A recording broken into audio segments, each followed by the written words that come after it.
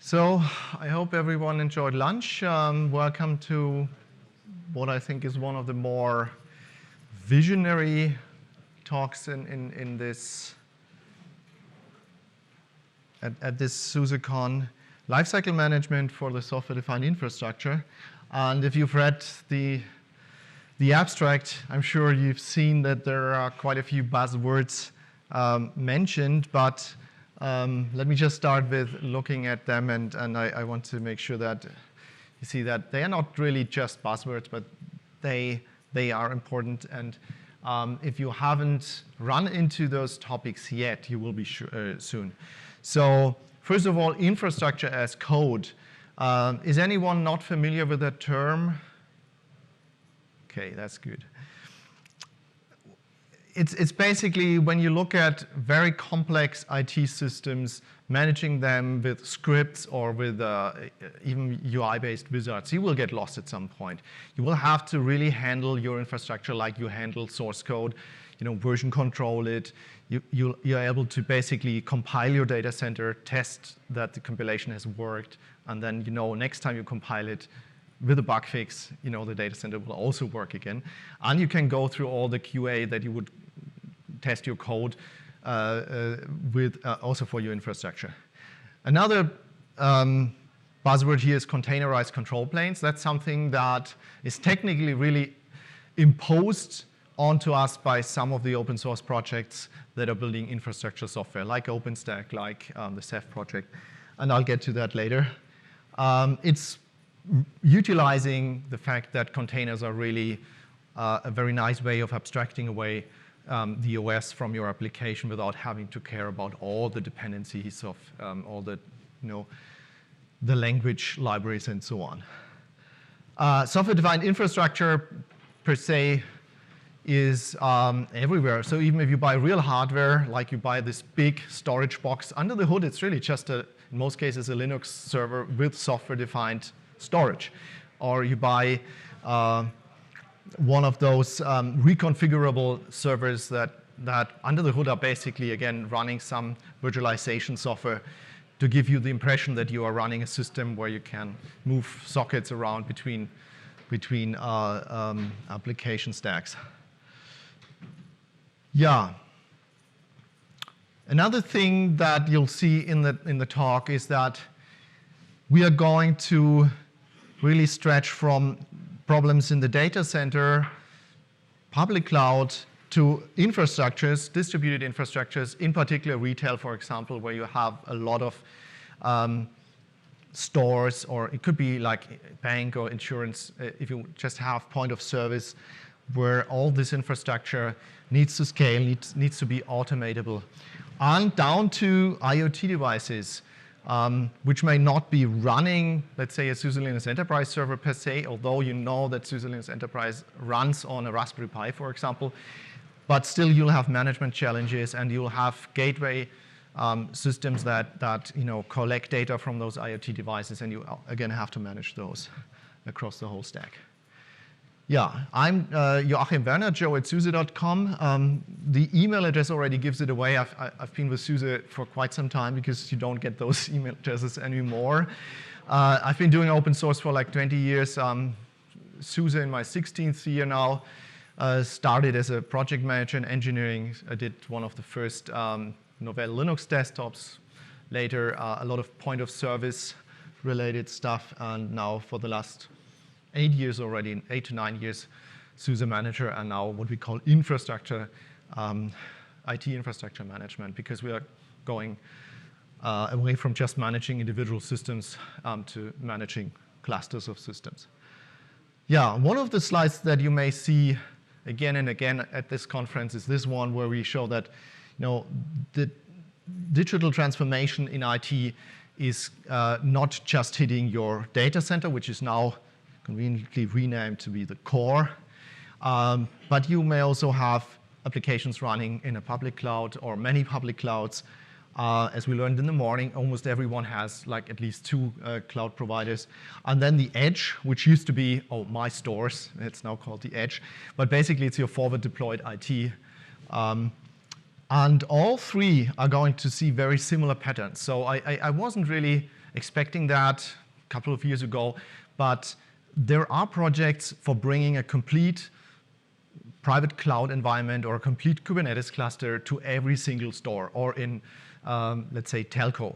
One of the projects that we'll see later in the call in the presentation is based on code from AT&T, where they are rolling out massive amounts of 5G network data centers in multiple locations in a highly automated way, and every one of those 5G cores, as they call them, are basically an OpenStack cluster. So we will see a very similar technology at the edge, in the store, and in the data center, and of course then a lot of those applications are also going to run in public clouds, which means that in the edge, we are not anymore just dealing with, oh, I have to install a server, I need to patch that server, get a new kernel from time to time, but you have a whole set of software-defined infrastructure services that need to get patched. Also, there's an expectation from your developers, if you have in-house developers, that the same approaches that they are using for their web development, for example, that also should apply to your stores. That's a real-life example that we have run into with a customer.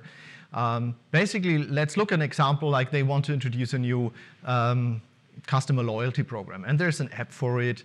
Some of the backend services will be running in the cloud, so probably serverless, some simple API to manage all the incoming traffic from the app. There's a connection to your SAP backend because you need to connect with the customer data. So it's already going cloud core. And then there may be something in the store. You may have to update the store application. There has to be something in the store, like a little gateway that serves all the cash registers because they now have some little device or beacon that you can use for scanning a token that's pushed by the web app. So in the end, if you want to roll out this whole loyalty program, you will have to touch code everywhere. And here, usually it takes like 2-3 years to do an update because people run these boxes in a very traditional fashion. Like basically, you preload the software, you ship it to the store on the box, and you never touch it again. This will not work anymore if you want to be agile and introduce these kinds of new services. Yeah. So when you look at the SUSE portfolio at the moment, basically you can identify two distinct user personas. There's this application delivery story. That's for the developer who is developing software, and they want a software-defined infrastructure, either platform as a service or being able to run containers or virtual machines, and they don't want to take care of any of the infrastructure per se, but they want to be able to consume that infrastructure. And then there's the software-defined infrastructure itself. That's basically the next generation data center, which may span not just a single data center, but it may span into resources that you consume from, let's say, a public cloud provider. And we are now focusing mostly on that end.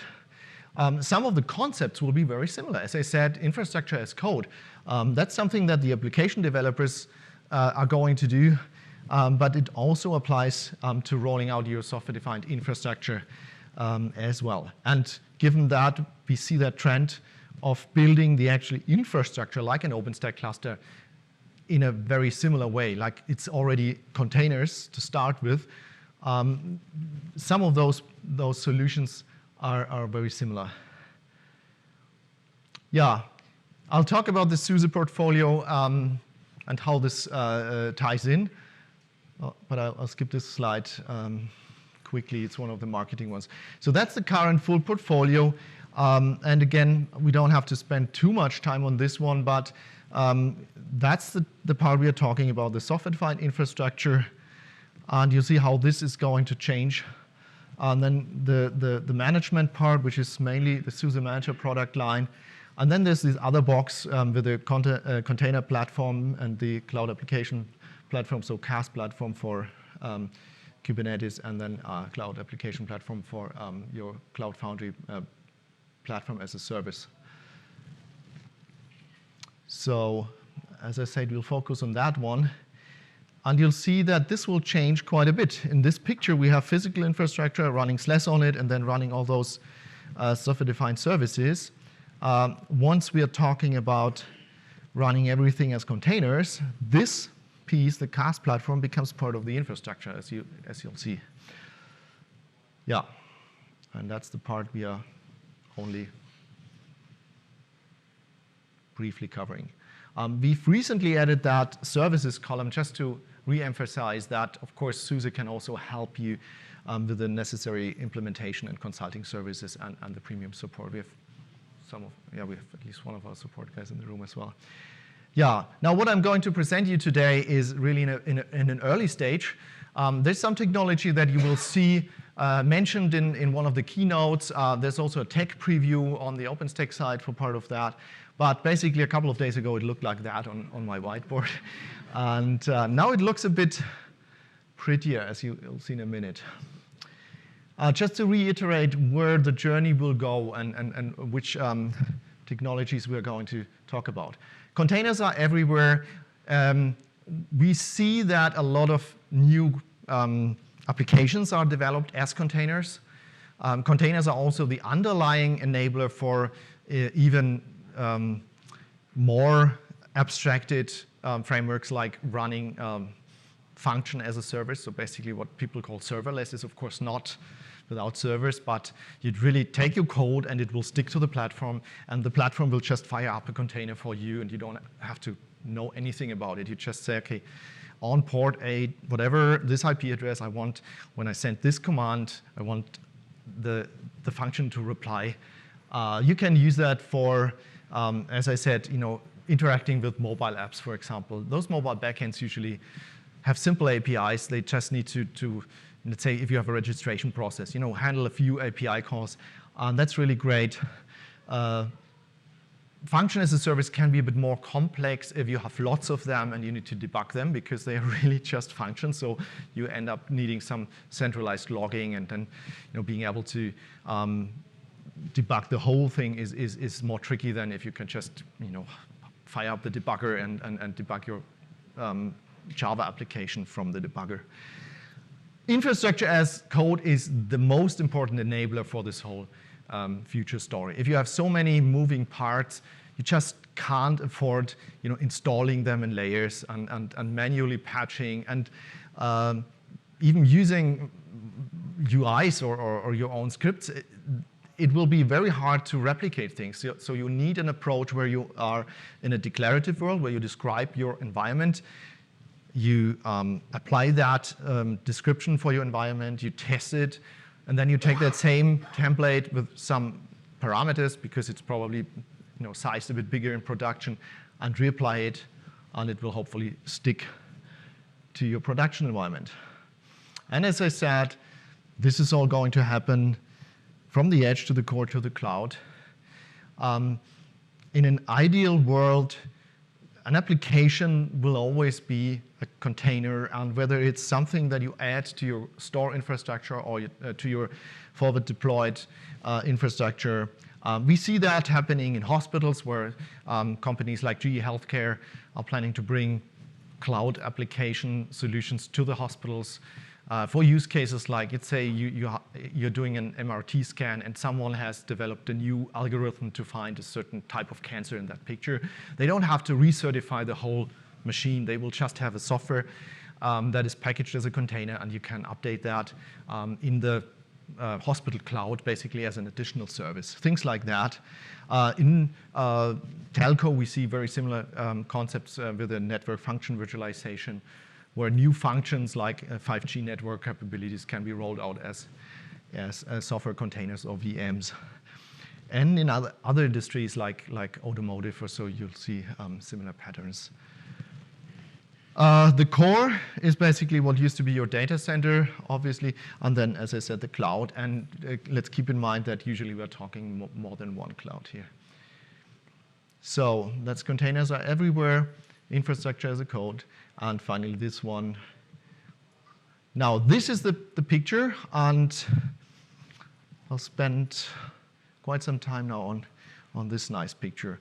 Let's start with the green boxes. So that's really, think 1 year from now, 1.5 years from now, what you will see is that SUSE products like our OpenStack distribution, OpenStack 10, will most likely be based on a Kubernetes cluster to start with. So we set up the Kubernetes cluster, and then all the services, the OpenStack services themselves, are delivered as containers, which has a lot of advantages when it comes to HA, for example. One of the cool things about running everything on a Kubernetes cluster is that you need HA for the Kubernetes cluster, but then you don't need to have replicated HA for every single function, because once the Kubernetes cluster makes sure that at least one instance of any of your services is always running, as long as it has enough nodes to run all those containers, you can have lots of services highly available. Ceph, the software-defined storage solution, productized as SUSE Enterprise Storage, is going the same way, and those are usually used together. So if you have an OpenStack running, you'd usually also have a software-defined storage solution, but you can use Ceph on its own, and you can use it from not just Linux, but other operating systems just as well. It's a very scalable, self-healing storage solution. And again, they are taking that same approach. And there's one more thing. There's a project called Rook that basically exposes your storage as a service within Kubernetes, which means that your Kubernetes containers don't have to assume that there's a storage cluster, storage server, and connect to it. But in Kubernetes, directly when you set up your manifest for your application, you can say, oh, give it storage. And it will use that Rook service, which is an extension to your Kubernetes capabilities, your APIs. So that's even more integrated than just saying, oh, we are running Ceph as containers. It's also extending Kubernetes itself. Cloud Foundry already is our Cloud Foundry, our container application platform, is containerized and is running on Kubernetes. So for that, there's actually no change, but it will tie in nicely into that story. This is all running on bare metal. And for sure, if you're running OpenStack, you would not run OpenStack on top of VMware, for example, sure. But it can also, for the other parts of the stack, it could be that you first have a VM platform or you're running it in a public cloud, and then you span a Kubernetes cluster on those resources and build up the rest of the stack. As I said, not in combination with OpenStack, because that would mean nested virtualization. You would virtualize your OpenStack VMs on top of an existing VM, which is technically possible, but not a good idea. Now, this all is supposed to be managed, and as I said, the idea, the dream is infrastructure as service. And you want infrastructure as service from here to here. You want to say, okay, I have 10 servers, I have 11 servers. Let's pick an uneven number, because that's what most of the HA loves, uneven numbers, so that you can vote. And that server should be installed. There should be an OS running. There needs to be a Kubernetes cluster running, and then you put your application on top of that. So one of those three stacks, or you just use the Kubernetes cluster to run other containers on it. And as I said, there is a project doing that exact same thing. It's from AT&T, and it was announced a couple of months ago, and it's now under the umbrella of the OpenStack project. It's called Airship. Airship can do this. Airship can set up a complete software-defined infrastructure solution, a full OpenStack cluster, or any of the other solutions, basically on bare metal, and also allows you to update it later. So once you add a new node or you update to a new release, you don't have to start from scratch. It's not a reinstallation, but it really goes through those layers. If you are familiar with idempotent configuration management solutions like Salt, that's a very similar approach here. Basically, you change your declaration, you add a node, or you upgrade the version of containers to use, and you reapply the template. Airship, as such, is a pretty complex beast. It has a lot of moving parts because it's a complex problem. but it makes use of existing technologies. So it's not reinventing any wheels. It uses the Kubernetes manifests driven by Helm charts, which is a way of packaging a complete containerized application into like an installation template, and orchestrates those templates across all the layers. It also talks to a bare metal deployer, so you can use Pixie Boot or another bare metal boot provisioning solution. And this is API driven, so we think that it should be really easy to extend that to also talk to existing software-defined infrastructures, not just bare metal. Yeah. On that layer, our plan is to use technology that we are developing in-house, and potentially there are other projects. So Airship can support, they are working on supporting the OpenStack Ironic project, which is OpenStack's bare metal deployment framework. We are working on a project that you, I think, unfortunately won't see at SUSECON, but that is in pretty good shape already. It's called Yomi as a working title. Yet one more installer. I guess it's not going to be the brand name later, but that's the project name. This allows you to install a system without Autiast or Kickstart, really just with Salt. So the system boots up a Linux kernel from RAM, from a USB stick or through a Pixie Boot, and then connects to a Salt master, and the Salt master already kicks in and can partition the box. This is in a very advanced stage already. We can do very complex, like LVM setups already. We can do RAID setups. We can do transactional, so micro-OS servers or plainsless. And that basically means that you can also do all the other stuff Salt can do. So you can just from that stage, once you have the partitioning, you have the packages installed, you can create users, you can start services, everything. So basically provision the full OS layer in one step. Then on the Kubernetes side, the tooling that Kubernetes has improved quite a bit. So now with the kubeadm tool, you can basically now set up a Kubernetes cluster without the help of any other orchestration tools. And again, that will plug into this framework to set up the Kubernetes cluster. And then the rest of Airship is basically, as I said, Helm charts, which describe which containers to run. So once you have your Kubernetes cluster, all the rest is containers. Lots of them, of course, but yeah, they can all be described as Helm charts.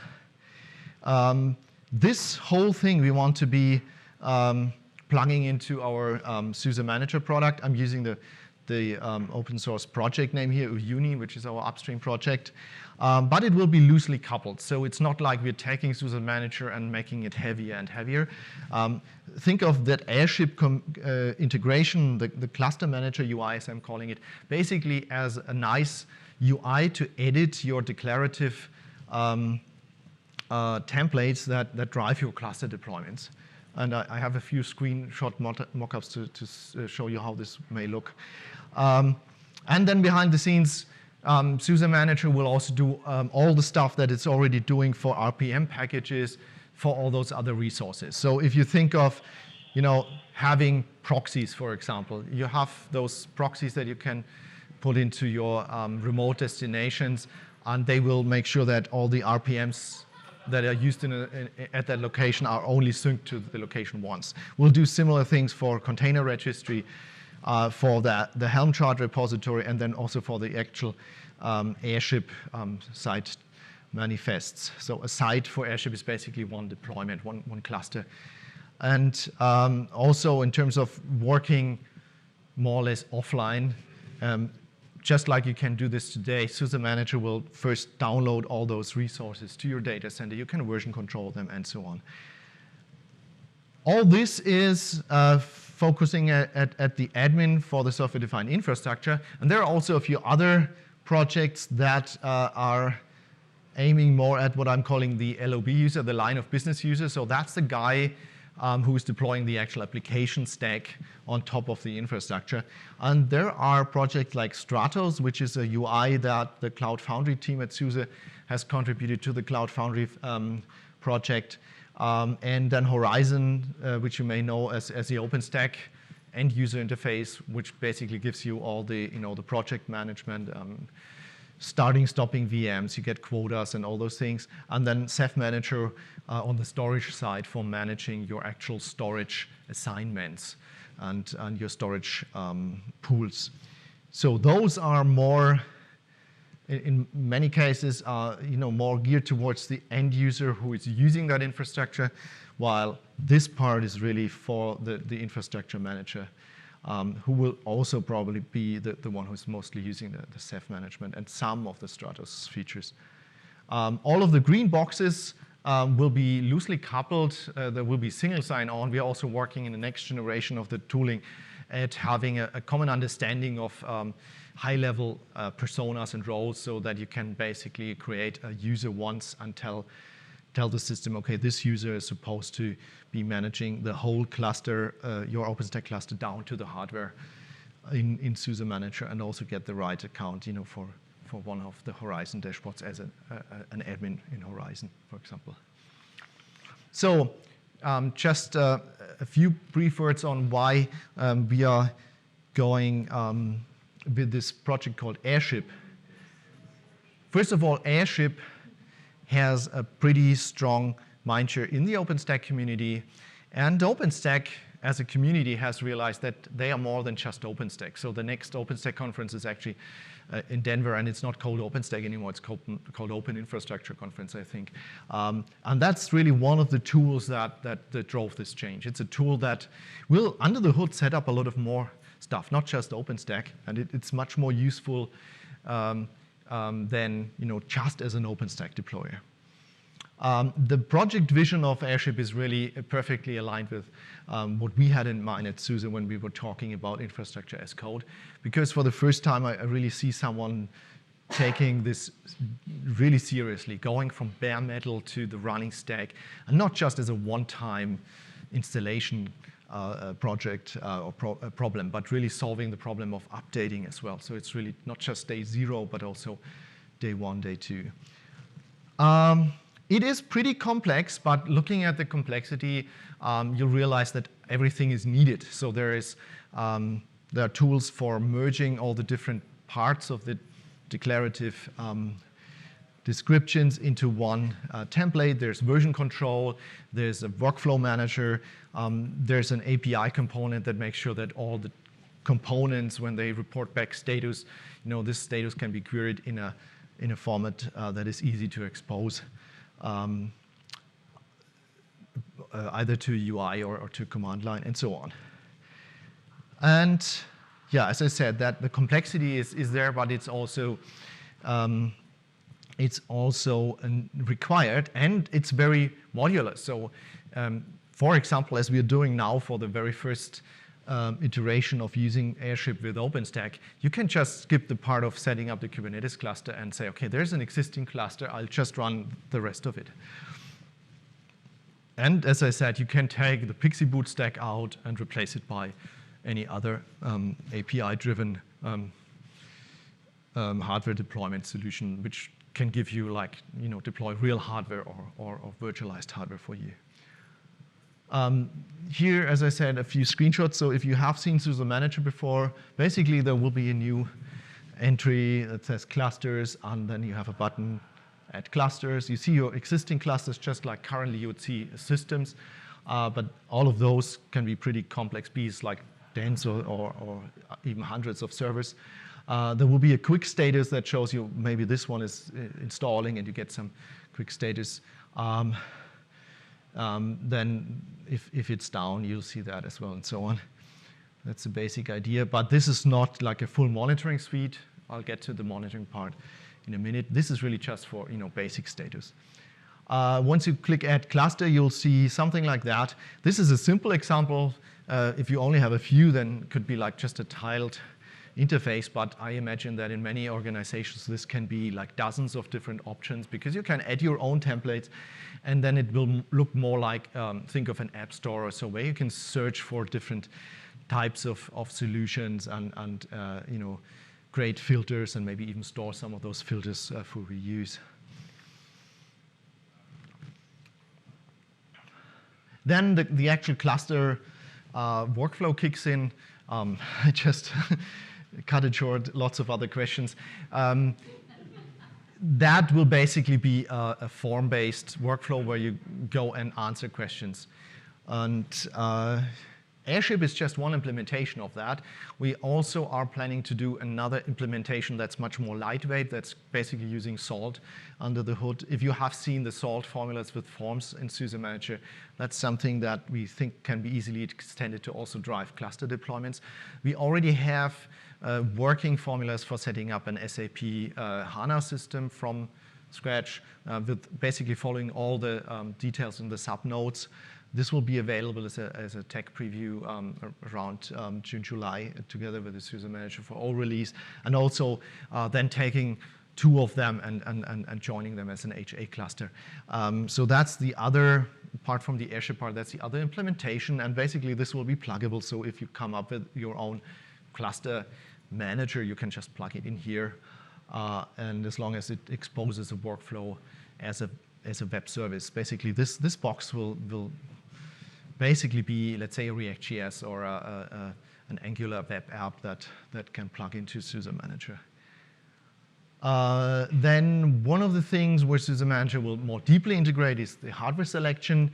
Again, this will be pluggable, so if you want to run that installer without SUSE Manager, you'd have to provide your hardware as some kind of config file, for example, or write your own plugin. But if it's with SUSE Manager, you'll be able to, for example, take the SUSE Manager system groups and assign machines to that system group already and say, okay, this whole system group, let's keep that for later. I'll use it for that cluster. And then once you set up the cluster, you can choose the whole group. Or you can drill down and look for machines that have certain hardware requirements met and select them for your cluster.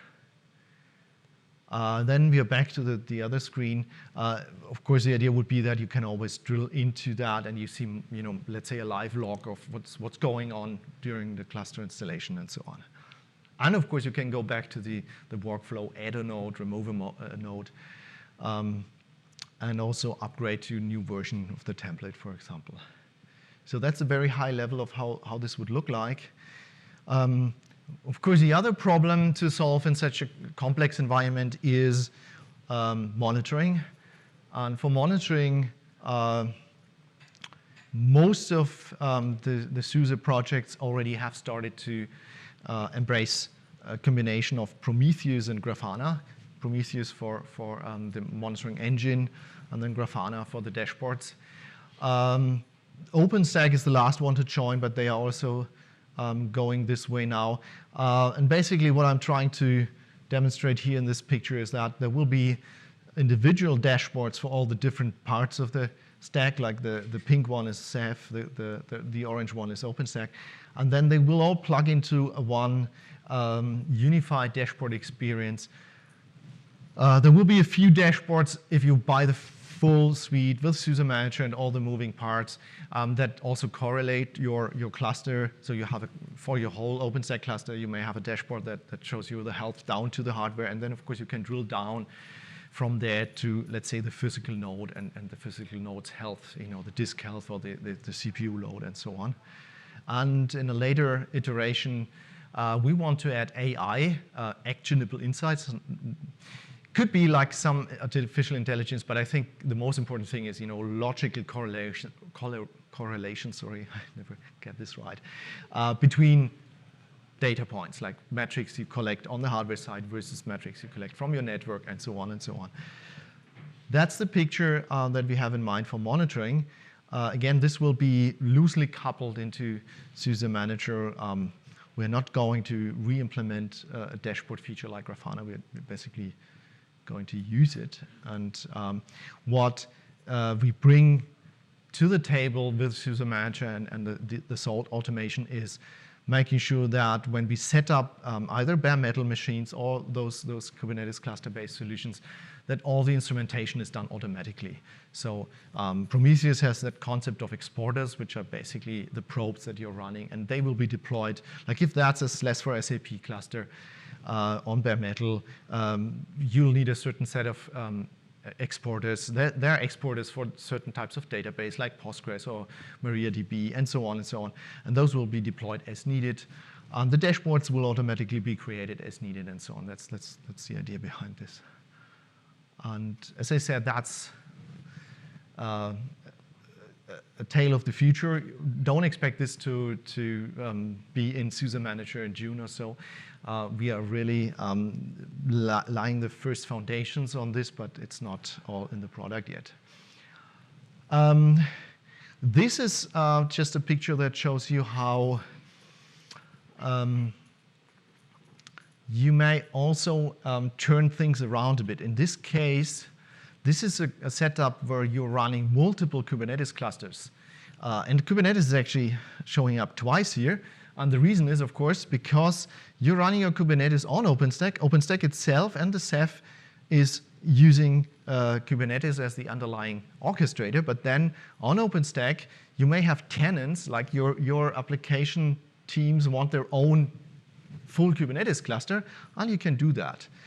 This can be done with Airship, but there's another project that we are working on with SAP called Gardener, which will give you basically clusters of clusters. So you'll have Kubernetes clusters that are assigned to certain tenants, and you can.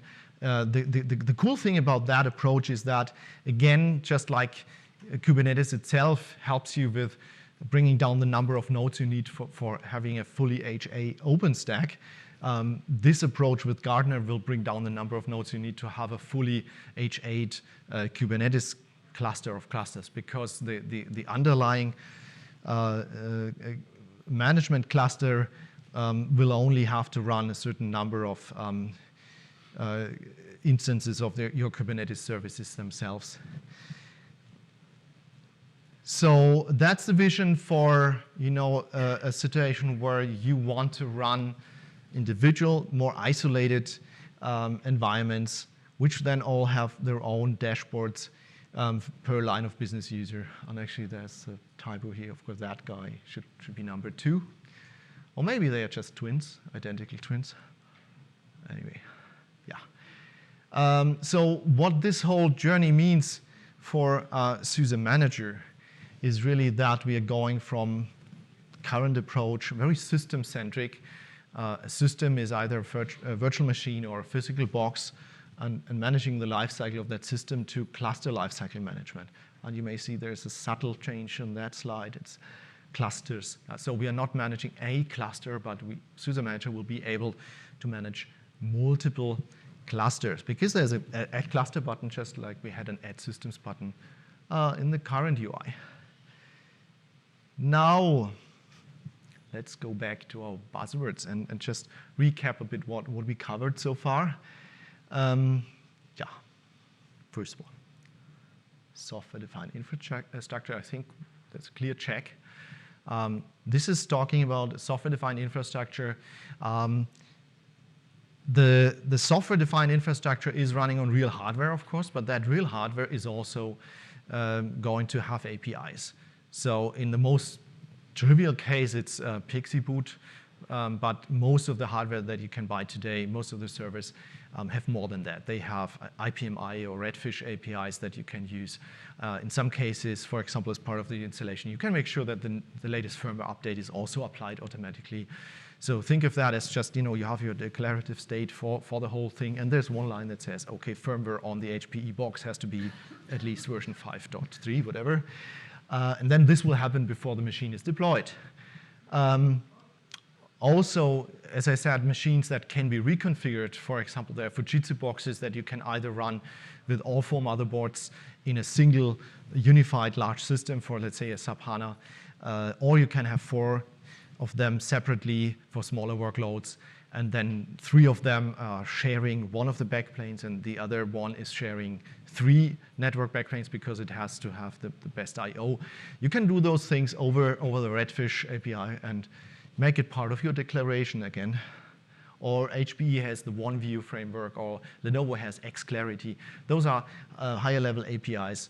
And then, of course, also like hyperconverged systems like the Nutanix guys that you see in our tech showcase area as well. Then containers, of course, check. Everything is based on containers. I have one slide later that will talk about, challenges, because containers don't always solve problems. They also create new ones. But the good thing is now that everything is containers, at least we can solve them once, and then hopefully we solve them for the whole stack. We have configuration as code, and this is for the first time really configuration as code from the bare metal hardware to the running application, the whole stack. We will run into challenges with that, of course, but I don't see, if you are managing massive amounts of infrastructure in many locations, that there's any way around that. You cannot really manage that in a traditional way anymore. You have to use a declarative approach where basically the difference between location A and B is really just the parameter that has a site ID and maybe your IP range or something, but everything else is driven by that code. DevOps, definitely, because once you have your configuration as code, you can work with that code, iterate over it. The developer who's writing those templates, they can test it on a relatively small scale system, maybe even a laptop. So for example, Airship there's an Airship in a bottle project that does everything in a relatively small package. And then it will scale up. And of course, it's also GitOps, which is basically, I think GitOps is part of DevOps. It's using a code repository where you put your configuration as code and version control it. And everyone working on the project can use workflows like pull request workflows, approval workflows within, let's say, GitLab instance or a private GitHub project. Hybrid cloud, we heard that in the morning. Yes, also check, because those clusters that SUSE Manager will be able to set up can also run on different public clouds. And this also means we have a check for multi-cloud. So the solution per se will cover everything from the Datacenter, which is now the core, to the public cloud, and also, as I said, the forward deployed infrastructure at the edge. Yeah. Now, before we go into Q&A, I want to just preempt a few questions maybe with the challenges section. And there's nothing more than just that word on the slides here. But when you look at this whole thing, as I said, one of the challenges is that currently the paradigm we have for managing code versions is really the RPM package. We know how to do that. We sign those packages. It's very easy to find out on a box by just using plain RPM or Zypper. And then SUSE Manager has all the details for all your machines. You can find out, oh, this machine has an old kernel. With containers, a lot of those problems are still there. You need to make sure that you have the latest versions of your containers. They all have to fit together. But in many cases, they are not really handled yet. Even some of the large professional deployments, if you look under the hood, they will just pull stuff from places in the internet. Like they use the latest Grafana or Prometheus container from the Grafana or Prometheus upstream project. And you don't really know, okay, has someone tampered with that container in the meantime or so? Yeah, so those are all challenges that we have to address. And the good news is that we know how to do that for packages. So hopefully we'll be able to also introduce a pretty tight process for building those containers, shipping those containers, ensuring compliance, and then also have all the tools for ensuring consistent environments. Another thing is that, of course, those environments may be harder to debug. So that's a problem that some customers are raising, and it's a valid concern. Like if I'm running my OpenStack on bare metal, there's probably some log file I can look at, and I know, okay, this service failed. It's just a Python service. Now it may be running on a container. You have to know how to debug containers, and they may not really, you can't just log into the container. You need to make sure that you find the container logs and so on. Those are things that need to be addressed, but they are being addressed. And the good news is that a lot of that is already being done by someone in production, so those technologies are being developed. And because you have this configuration as code approach, in most cases, a lot of the corner cases will already be visible during your first rounds of running things in QA, because you're going to really know what I'm testing in QA is the exact version that I'm running in production. I'm sure there are more challenges. One of the things we realized is that, look at an OpenStack deployment. Right now, OpenStack is oversimplified a lot of Python scripts, yeah? And the footprint of an OpenStack distribution, if you look at the actual code, it's the Linux, and then the OpenStack stack is not that big. With containers, every one of those services is a Linux container with a userland, and it has its own Python interpreter and so on. And all of that has to be downloaded first. So again, it's important to understand how can we build containers that share base layers. Because if you use containers that SUSE has built with the same base layer, and then you sync them from the SUSE registry, the registry will not always give you yet another full container, but you only have to download the deltas, the layers on top of that. So those are things that we try to optimize over time to be able to use the advantages of containers without having to go through all this massive overhead compared to RPM packages. And of course also, making sure that security patches are being rolled out into the containers where stuff is packaged in the containers in a timely fashion, versus just using what's available in the internet. Yeah, those are some of the challenges. I'm opening it up for Q&A now. We have like 10 minutes or so left for Q&A. As I said, this is a very early sketch of what we are planning. Maybe even some of the project names may still change. I'm pretty sure that Airship will play some role here, because we already know that the OpenStack team is at this show announcing a preview of using Airship for setting up OpenStack. The concept per se is definitely something that you'll see in a year, maybe two from now, in the SUSE product portfolio. Thanks for your attention, and I'm opening up for questions.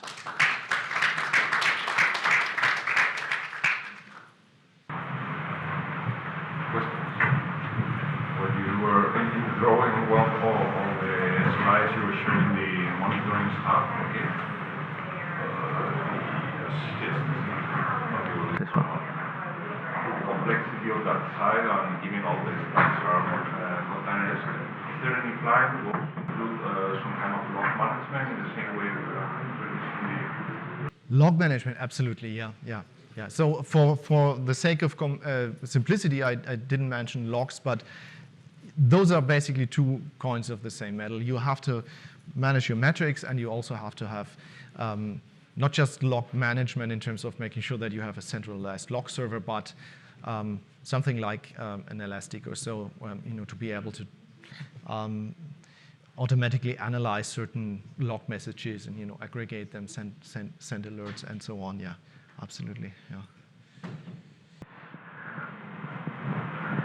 I think it was in this slide or the one previous to this one. You mentioned that if we are moving a bare metal server to a Pixie server or to a USB, there will be a possibility to put those all configurations on a SAR file somewhere. How it's going to go and get that SAR configuration and apply those configurations on a server that is provisioned?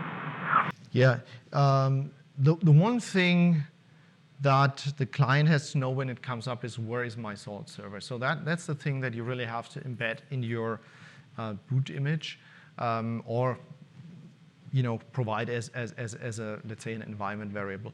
So when you think of an installation workflow where you actually have a physical USB media, on that media you would also have a little config file that says, okay, this is where my management server, in this case my salt server, is located. And then when we Pixie boot, we already basically embed that so that the Pixie boot server knows, okay, where's the salt master, and will inject that And there's also, there are ways of auto-detecting things. So the salt master could theoretically, of course, be announced using Avahi or using, what's the other one, the good old one? Actually, SUSE Manager can do that. It's just no one is picking it up. I forgot the name, but if you do. Like there will be a customized, or you have to inject those configuration files into the ISO. You always have to somehow tell the ISO what to do. And as I said, this could be part of the infrastructure. So you could, in theory, you could announce that. For example, in Salt, one of the things you can do is just use a certain name. Like if you call your salt master salt, and the config file defaults to salt, then your DNS can manage this. You can tell the DNS server, okay, call the salt master salt, and you're done. Yeah.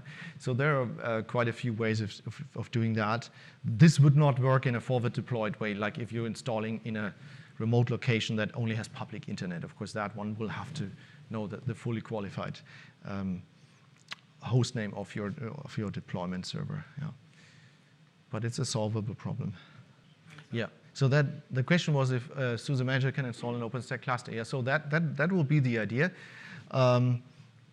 Yes, so with SUSE OpenStack 10 next year, ideally we are going to ship this whole thing, and SUSE Manager will be able to basically drive the process from the metal installation to the running OpenStack cluster. And also then day two management, as I said, like adding nodes, replacing broken nodes, and so on.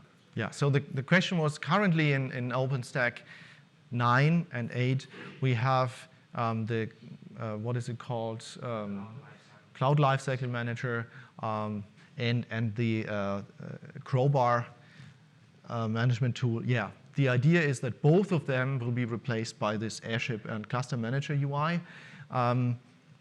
As I said, in principle, this can also be run standalone. And actually, the team that has developed the CLM UI and now the day two management, those are the same guys who are writing this Cluster Manager UI. We just think it makes perfect sense to integrate this into SUSE Manager because SUSE Manager already has all the tooling for doing the Pixie boot and basically managing your hardware and so on. So that's where the integration comes into play. So does this mean that through the same tool we will be able to deploy both SOC and CASP? It means that yes, you can deploy SOC and CASP through the same tool. In the perfect blueprint that you see on the screen, it's really all Airship. So a deployment of CASP without OpenStack would just be an Airship template that stops at some point because it's already done. In reality, it could mean that for the standalone CASP, we are only using a small, like a salt workflow using kubeadm directly. But in any case, in SUSE Manager, there will be a button that says add cluster, just like here. And one of the options will be, just install. I don't have it here on the slides, but there would be another box that says just Kubernetes, yeah, or just CASP, right? So in one of the slides, you showed multiple layers of Kubernetes clusters. Yes. So why do you want to have multiple Kubernetes clusters there? So this picture shows, the stacked approach where you have Kubernetes clusters next to each other. This is when your line of business really wants a segregated environment. This can be for security reasons or because you want to have a certain capacity assigned to yourself that no one else can mess with. Whether that makes sense or not is really a matter of the organizational structure. It's definitely something that you would do, let's say, if you are a service provider. We have customers that, let's say, the banking industry in Germany. There are a lot of those cooperative banks that share their IT, so they have a big service provider that everyone is paying for. And those would certainly, for every of the cooperative banks, set up their own tenant just to make sure they have their own separate environment. But you don't have to. I mean, that's really a matter of how your operations work. And of course, there's one other potential advantage. This Kubernetes cluster could be on a different version, for example. You can have this one on an older version than that one for some reason. So The question was about extending that to the edge. Yes, absolutely. And that's actually another case where you would not, of course, have the Kubernetes cluster down there, but you could have multiple Kubernetes clusters, every one at a different location. Yeah. So the extreme case is really, as I said, a retailer. They may have 500 or 1,000 of those clusters, and then SUSE Manager can manage them all. Of course, there's other stuff we need to take care of. You know, there may be bandwidth restrictions and so on. But yes, that's really the idea. And I was surprised myself how far some of the retailers and some of the other industries like telco are going with this approach. Even, I mean, car manufacturers are thinking of running a little Kubernetes cluster in the car because they have all those services. Some of that may be stupid, but there are projects right now that bring down the size of a Kubernetes cluster massively. So there's the Podman project, for example, that is not really a Kubernetes cluster, but it can take a Kubernetes manifest and run it on a single box. And then there's a lightweight version of Kubernetes that is not running with etcd anymore, but using a simple SQLite database, for example. So there are options for bringing down the Kubernetes cluster to a size where you can say, oh, it's a 3-node cluster, or it's even a single box. Of course, when the box fails, everything is down. But if that's the only box you ever had in your store, that's how things are. And you can just replace it, connect it to the management server brings it back up, and you're done. And of course, you can have local storage. One of the ideas is if you have local storage, for example, if you have network that has storage in the store that doesn't die together with your hardware, you can still do quick recovery from the backup on that box, for example. Yeah. The question was about KVM workloads. Yeah, there are two aspects to that in this blueprint. So first of all, there are attempts for making sure that your virtual machines are basically like containers. So those will be lightweight container VMs that can be managed directly by Kubernetes. So that's one of the approaches. If you want the security of a real VM that doesn't leak like a container does, because a container always leaks a bit more than a real VM that simulates the full stack, you can do that. And then there's also the possibility of using full-fledged KVM.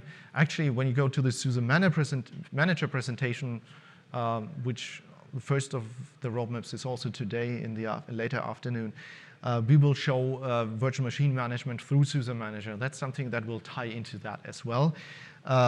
Not with the Airship stack, but that's, for example, if a retailer wants to ensure that in all the 500 stores there's always 4 VMs running. That's something we will do with Salt, where again a declarative template allows you to describe, okay, that's what should be running in the store, and it will just, make sure all those 4 or 5 VMs are always deployed, and if you change, the image to be used, it will redeploy a new image.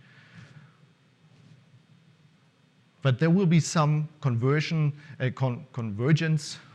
between containers and VMs, lightweight VMs, or basically a continuum between lightweight containers, heavyweight containers, some maybe root containers, and then up to lightweight VMs and heavyweight VMs that can have like all the complex storage setups, different partition tables and different virtual disk and so on, which the lightweight ones would not provide you. They just really take the KVM security around a container.